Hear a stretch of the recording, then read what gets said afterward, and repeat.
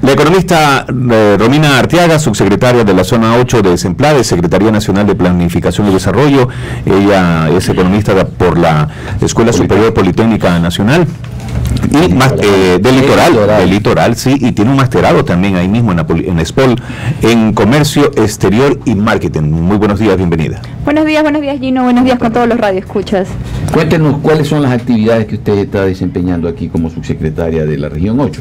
Sí, de la zona 8. Bueno, realmente Semplades está distribuido por zonas de planificación, ¿verdad? Entonces la zona 8 es la zona que enmarca Guayaquil, Durán y San Borondón. Y efectivamente hacemos todo lo que se hace a nivel nacional en el territorio. En estos últimos tiempos que se dio el diálogo por la equidad y justicia social y que continúa en este periodo, efectivamente ha sido una de nuestras principales actividades, por así decirlo, aunque evidentemente manejamos todo lo que es planificación a nivel territorial de la zona, ¿no? Cuéntenos, para que la gente un poco aterrice, cuál es la actividad o las competencias de las Semplades. Semplades es lo que antes se llamaba el organismo del ¿cómo se llama? El Fondo de Desarrollo. No, el plan. El plan de desarrollo. O sea, el plan de desarrollo ¿Pero es esa organización cómo se llamaba antes? A ver, es que ha cambiado de nombres a lo largo de la historia, ¿no? Pero era una oficina. Estuvo de plan, después estuvo como el CONADE. Claro, esa fue la primera institución que conformó Osvaldo Hurtado Larrea cuando fue presidente del CONADE, Consejo Nacional de Desarrollo. Después también tengo entendido de que ustedes han asumido funciones en el sentido de optimizar todos los recursos públicos para los proyectos, ¿verdad? Bueno, realmente Semplades tiene, digámoslo así, en dos grandes funciones. Una que tiene que ver con lo que es planificación e inversión y otra que tiene que ver con lo que se llamó transformación democrática del Estado. En transformación democrática del Estado, desde el inicio del 2007, Semplades lo que se le encargó es cómo optimizar la gestión del Estado, ¿no? Es decir, por ejemplo, la distribución en zonas de planificación fue una de esas. Ustedes absorbieron lo que era la ley de modernización.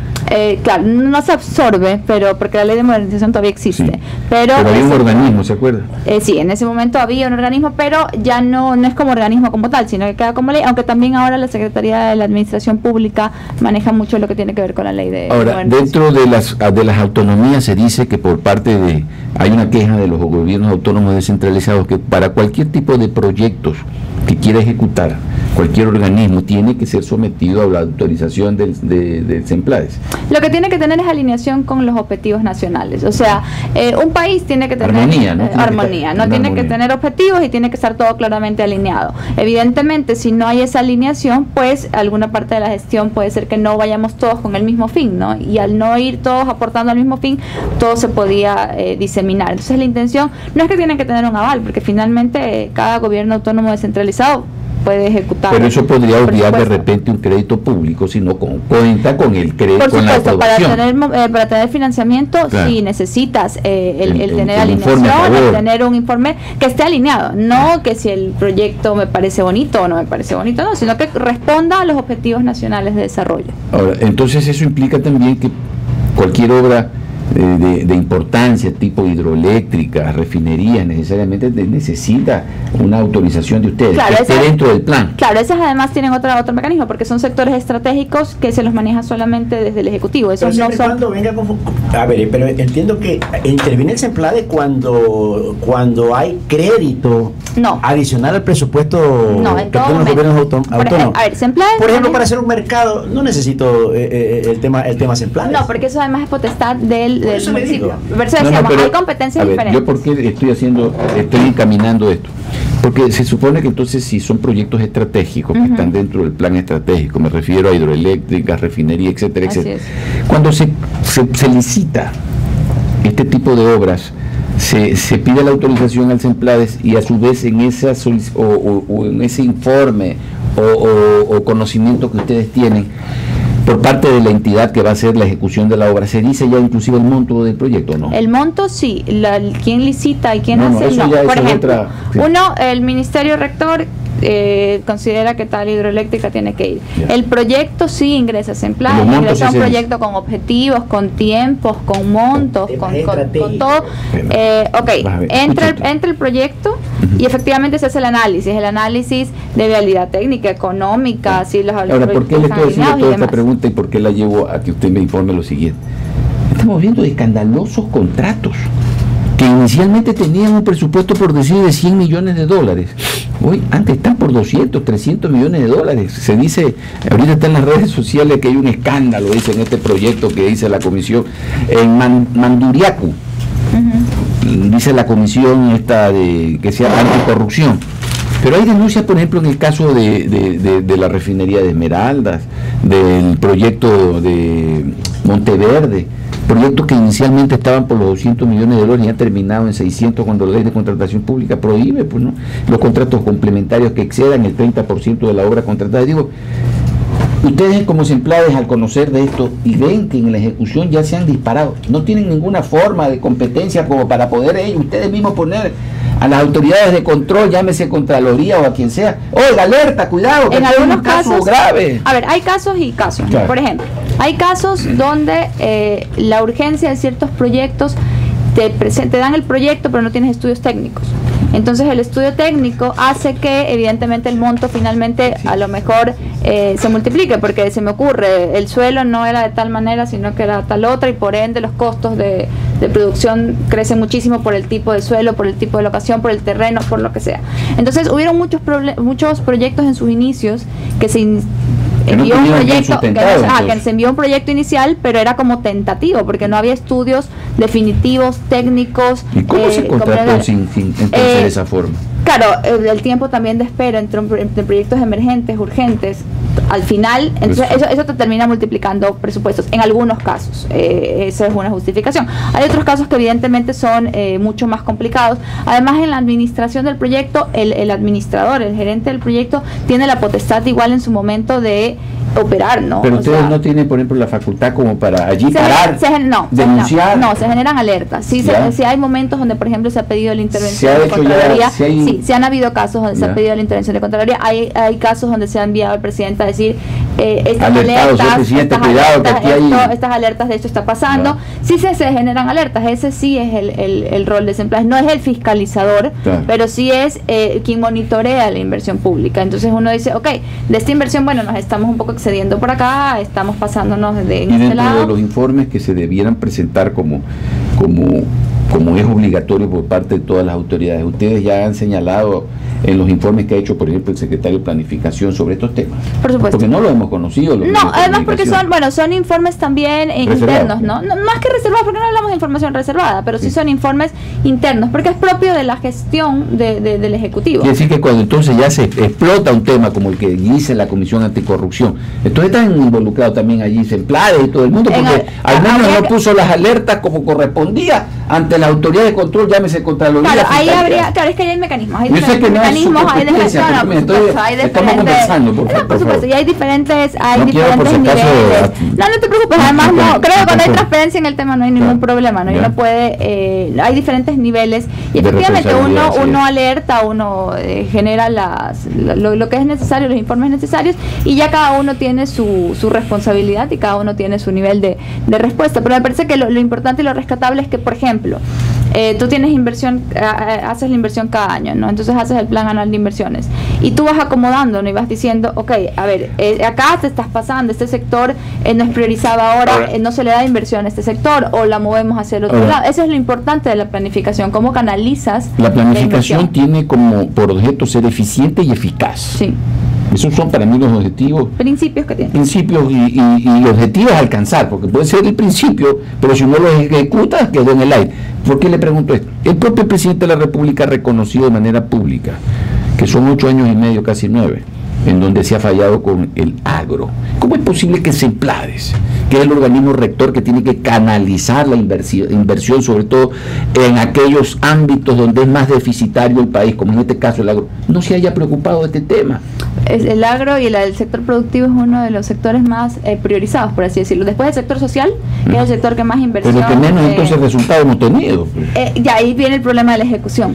Pero la ejecución también es un engranaje de algunos actores, no es solamente la entidad ejecutora de la planificación, sino que el proceso para llevar a cabo una obra tienes planificación, tienes ejecución. Está el segundo sector que más dinero ha recibido en el tiempo ha sido el sector productivo. Pero el agropecuario. El sector productivo, y dentro del sector productivo está ¿y por qué entonces, si es así como usted dice, Romina? ¿Por qué entonces el presupuesto del Ministerio de Agricultura apenas son 300 o 400 millones de dólares, lo único que tiene como presupuesto? ¿Cómo puede ser un ministerio que es, además, no solamente abarca el ámbito agropecuario, sino también el pecuario, la de pesquería?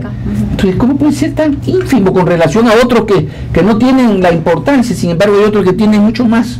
Como asignaciones presupuestarias. ¿Cómo cuáles? ¿A cuáles se refiere? No tengo los valores de la asignación presupuestaria aquí, pero ¿cómo cuáles? Puede ser, por ejemplo, el del Ministerio de Defensa.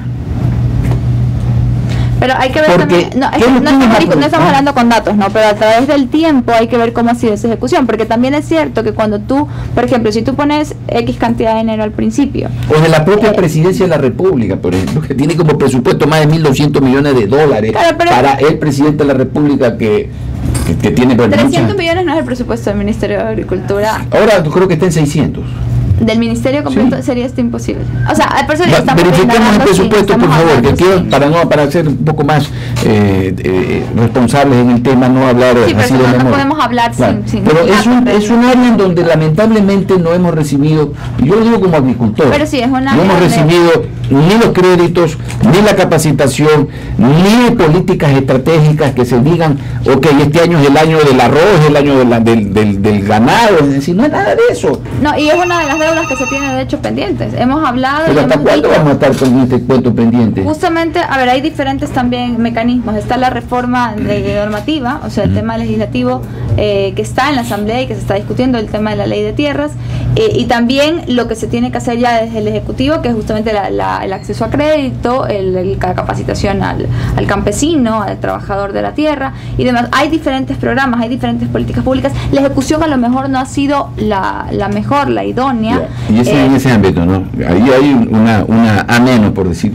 En el otro ámbito, el de la famosa cambio energético, se dice que queremos cambiar las cocinas de gas por las cocinas eléctricas. Y hoy, precisamente hoy, no se lo dice de manera pública, pero lo estamos viviendo. Por todos lados hay apagones.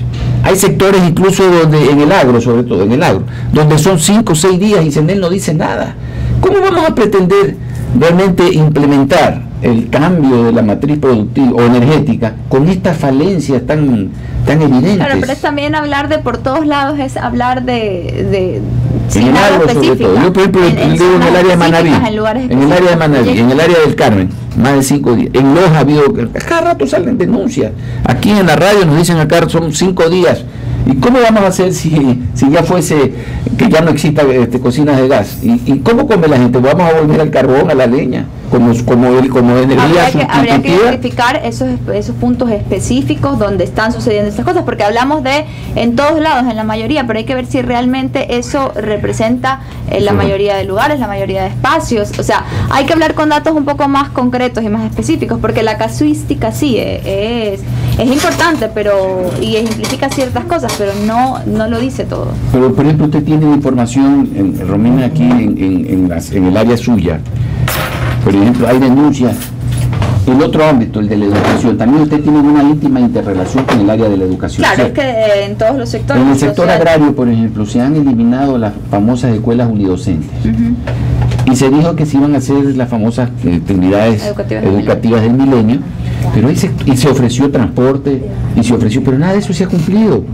Y hay niños que se tienen que movilizar hasta 1 o 2 horas para llegar a sus establecimientos. Sin embargo, la matrícula escolar ha subido en porcentajes como nunca habían subido.